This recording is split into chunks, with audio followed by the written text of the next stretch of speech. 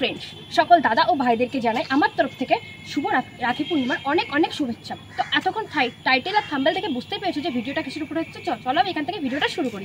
তো বেশ কিছুক্ষণ দাঁড়িয়ে থাকার পরে এই দাদাটাকে আমি ফার্স্ট রাখি বাঁধলাম। দাদাকে জিজ্ঞাসা করতে একবারে রাজি হয়ে গেল।